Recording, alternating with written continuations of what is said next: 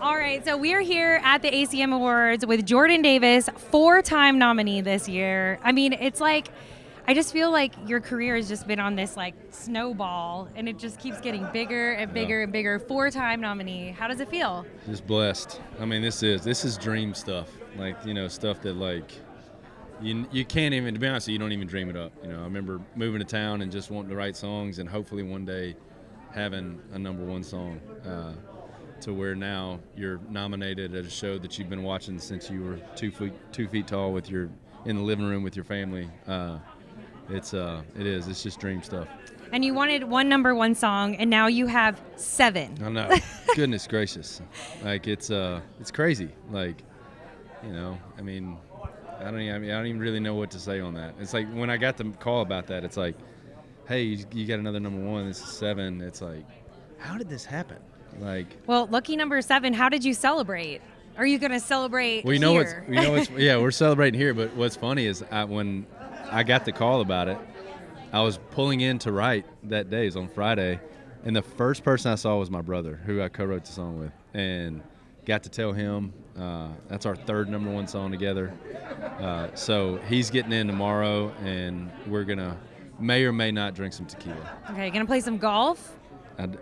Too much golf. Okay. I played yesterday. We talked to Thomas, and I think he said he was going to go golfing.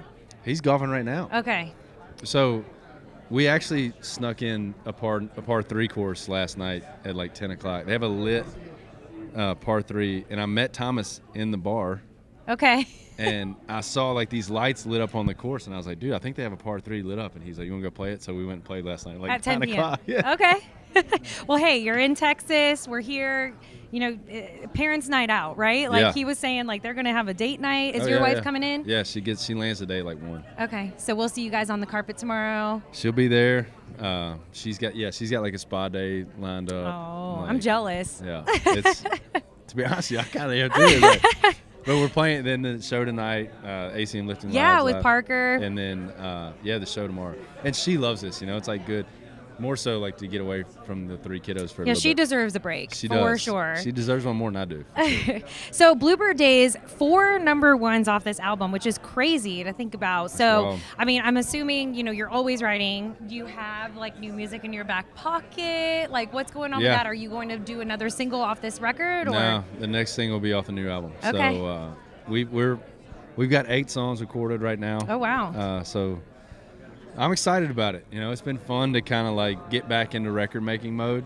And the stuff that we've been writing for has been really, really fun. So, next thing will be a new project. Okay, can't wait for that one. And it's like, I just feel like we go through albums, like the album cycle used to be 2 years, and it's like. I do wish that there was a couple songs I wanted to get to Bluebird. Like, what's one of them that you. I wrote a song about my grandpa called Fishing Spot that I loved, that I was kind of hoping that I could single that. But, it's good to also, continue to write, and when you have stuff that you kind of moved on. I think you're always kind of evolving as a writer anyway, so I kind of looked down and noticed that I was writing stuff totally different from Bluebird. So it's kind of cool to make the change and kind of get in that headspace and go forward. And touring, your headlining tour looks amazing. I'm sad. Like, I've looked at the routing a couple times, and I'm like, they're not really coming close to Nashville. I know. But, of course, I was at the Ascend show, which was awesome. So, like, from what we saw then and what we saw now, like, what's changed about your live show? Yeah, well, we've just bigger. Well, yeah, bigger. More toys. We've snuck in a couple of new stuff on some nights, some new songs, and then we do this thing called the minivan set. I cover songs that like I grew up listening to. Yeah, I love that with like the mix CD thing. Yeah. That was so fun. We've changed that up a little bit. Okay. I may or may not be singing an Usher song. Okay. It's been kind of that and just sneaking in new songs. So. And then playing stadiums with Luke Combs. Goodness gracious, dude, that guy is a force. I mean, it's wild to look out there and see how many people show up to see that guy. But yeah, it's been a lot of fun. I love Luke to death.